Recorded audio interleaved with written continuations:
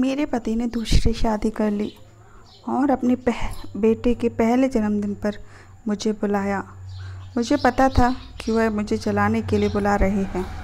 उन्होंने मुझसे बोला कि मेरा फैसला बिल्कुल सही था तुम्हें छोड़ने का। तो मैंने भी उनके हाथ में एक लिफाफा थमा दिया। जैसे ही उन्होंने लिफाफा खोला तो उनके पैरों तले से ज़मीन खिसक गई।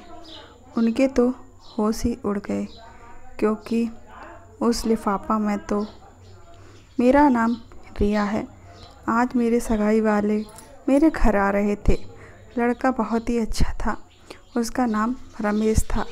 रमेश बहुत ही पैसे वाला था। लड़के वालों से साथ में भी रमेश मुझे देखने के लिए आया। रमेश ने मुझे पहली नज़र में ही पसंद कर लिया, क्योंकि मैं एकदम गोरी और बहुत ही ज़्यादा खूबसूरत थी। मेरे परिवार में भी मेरे मम्मी पापा और मेरा एक भाई था। मेरी सगाई फिक्स हो गई। मुझे भी वह बहुत पसंद था, क्योंकि वह भी बहुत ज़्यादा हैंडसम था। मेरी और रमेश की शादी हो गई। मैं रमेश के घर पहुंच गई। मेरे ससुराल के परिवार में 2 ननद और एक छोटा देवर था। मेरी सासू माँ की तबीयत थोड़ी ख़राब रहती थी, इसलिए मेरी सासू माँ ने मेरी जल्दी विदा करवा ली। विदा के बाद परमानेंट मुझे ससुराल में रहना पड़ा, क्योंकि मेरी सासू माँ की तबीयत ख़राब ही बनी रहती थी। सब कुछ बहुत अच्छा चल रहा था। मैंने भी सब काम अच्छे से संभाल लिया था। मैं मेरी सासू माँ की खूब सेवा करती, कोई भी काम उन्हें नहीं करने देती और बिल्कुल भी सारा काम मैं खुद ही निपटा लेती। मेरी सासू माँ ने मेरी बहुत पढ़ाई करती थी। 6 महीने बाद मैं प्रेग्नेंट हो गई। प्रेगनेंसी में मैं सारा काम करती थी। मेरी दोनों नंदें पढ़ाई करती थी। देवर था, वह भी पढ़ाई करता था, इसलिए मैं उनसे कोई भी काम करने के लिए नहीं कहती थी। मेरे पति बहुत अच्छे थे, मुझसे बहुत ज़्यादा प्यार करते थे और मेरी बहुत परवाह भी करते थे। एक दिन मैं सीढ़ियों पर कुछ काम कर रही थी, तो अचानक मेरा पैर फिसल गया और मैं सीढ़ियों से गिर गई। उस समय मेरा 7वां महीना चल रहा था। जैसे ही मैं नीचे गिरी तो मैं बेहोश हो गई थी। उसके बाद मेरी छोटी नंद ने मेरे पति को बुलाया कि भाभी सीढ़ियों से गिर गई हैं, जल्दी आ जाओ। मेरे पति कमरे में थे, कुछ काम कर रहे थे, तो वो भागे भागे बाहर आए। उन्होंने मुझे गोद में उठाकर तुरंत ही अस्पताल पहुंचाया। अस्पताल पहुंचे तो डॉक्टर ने बोला कि इनका ब्लड बहुत बह चुका है, इनका ऑपरेशन करना पड़ेगा, तो ही इनकी जान बच सकती है। मेरे पति ने तुरंत हामी भर दी। उन्होंने एक बार भी यह नहीं पूछा कि ऑपरेशन किस चीज़ का हो रहा है, क्योंकि वह तो चाहते थे कि मैं बच जाऊं। डॉक्टर्स ने कुछ फॉर्म साइन करवाए मेरे पति ने पैसा भर दिया और फॉर्म साफ कर दिए। 2 घंटे ऑपरेशन चला। ऑपरेशन के बाद मुझे बेहोशी की हालत में नॉर्मल कमरे में शिफ्ट कर दिया गया। लगभग 24 घंटे बाद मुझे होश आया। मैंने बोला मेरा बच्चा कैसा है, तो मेरे पति ने मुझसे बोला कि हमारा बच्चा नहीं रहा है। सीढ़ियों से गिरते समय ही हमारा बच्चा ख़त्म हो चुका था। मैं इस बात को सुनकर बहुत ज़्यादा रोई।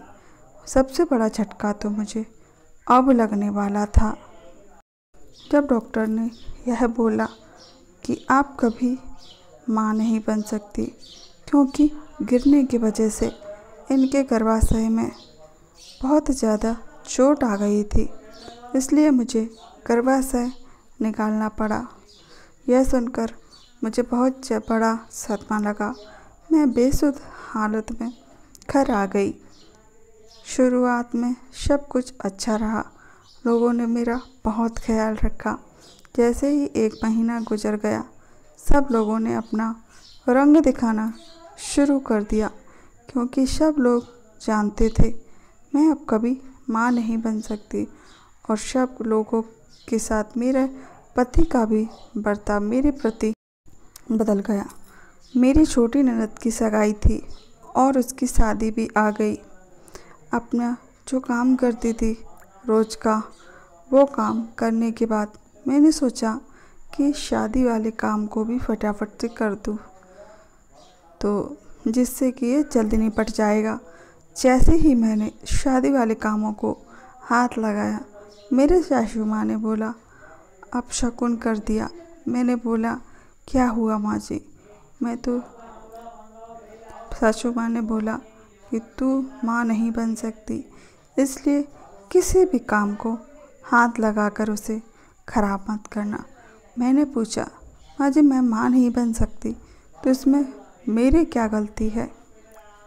तो सासू माँ ने बोला गलती किसकी भी हो, पर तुम शादी वाले किसी भी कामों में हाथ नहीं लगाओगी। तो मैं दुखी मन से अपने कमरे में जाकर बैठ गई। मैं सिर्फ घर का काम ही करती थी, शादी वाले किसी भी काम को मैंने हाथ नहीं लगाया और ना ही मैं शादी की किसी भी रस्म में शामिल हुई। फिर मेरी ननद की शादी हो गई, वह अपने घर चली गई। मेरे पति का बर्ताव बहुत ही ज़्यादा खराब होता जा रहा था मेरे प्रति। एक दिन मेरी सासू माँ ने मेरे पति से बोला कि तू दूसरी शादी कर ले, इससे तो अब कुछ होगा नहीं, क्योंकि मुझे अपने पोते का मुंह देखना है। मेरे पति भी इस बात पर झट से राजी हो गए। मैंने उनसे बहुत मना किया था कि ऐसा मत करिए, हम बच्चा गोद ले सकते हैं, पर उन्होंने मेरी एक ना सुनी। उन्होंने बोला मैं तुम्हें तलाक देना चाहता हूँ, तुम डिवोर्स पेपर पे साइन कर देना। उन्होंने मेरी एक ना सुनी। इसी बीच एक दिन मेरे पति का बाइक से काम पर जा रहे थे तो उनका एक्सीडेंट हो गया। और वैसे तो खास कुछ ज़्यादा चोट नहीं आई थी, पर फिर भी डॉक्टर के पास ले गए तो डॉक्टर ने मुझे एक रिपोर्ट दी, जिसे देखकर मेरे तो होश ही उड़ गए। डॉक्टर ने बताया कि यह कभी अब बाप नहीं बन सकते। यह वाली रिपोर्ट चुपचाप मैंने अपने पास रख ली और अपने पति को नहीं दी। जैसे ही मेरे पति ठीक हो गए और 15 दिन हुए, उन्होंने मुझे तलाक दे दिया। मेरी एक भी नहीं सुनी। अपने पति से तलाक लेकर मैं अलग रहने लगी। मेरे पति ने दूसरी शादी कर ली, क्योंकि मेरे सासू माँ की मन से थी। शादी के 1 साल बाद ही मेरे पति की दूसरी बीवी माँ बन गई, उसे एक बेटा हो गया। यह खबर जैसे ही मुझे पता लगी तो मैं बहुत ज़्यादा अचंभे में पड़ गई। मैंने कहा कि मेरे पति तो कभी बाप ही नहीं बन सकते, तो फिर यह माँ कैसे बन गई? फिर मेरे पति ने अपने बेटे की छठी पर मुझे न्योता दिया और मुझे स्पेशली बुलाया। मैं जानती थी वह मुझे जलाने के लिए बुला रहे हैं। मैंने घर से जाते समय अपने साथ एक लिफाफा ले लिया और पहुंच गई अपने पति के घर पार्टी में। जैसे ही मेरे पति मुझसे मिलने आए तो वो बोलने लगे, देखो तुमसे तलाक लेने का मेरा फैसला बिल्कुल सही था। तुमसे तलाक लेकर जैसे ही मैंने दूसरी शादी की, मुझे एक बच्चा हो गया। तुम्हारे साथ रहता तो मैं बेऔलाद ही रहता, मुझे बेऔलाद ही रहना पड़ता। मैंने कहा ऐसा है। मैं आते समय उनको एक लिफाफा पकड़ा के आ गई और घर वापस आ गई। मेरे पति ने जैसे ही लिफाफा खोला तो उसके होश उड़ गए, उनके पैरों तले से ज़मीन खिसक गई। उस लिफाफे में 2 चिट्ठी थी। एक तो मेरे पति की रिपोर्ट थी और दूसरा जिसमें रिपोर्ट में लिखा था कि वो कभी बाप नहीं बन सकता, और दूसरे चिट्ठी में लिखा था कि यह रिपोर्ट तुम्हारी एक्सीडेंट की है, जब तुम कभी बाप नहीं बन सकते तो तुम्हारा बेटा कैसे हो गया? मुझे तो समझ नहीं आया।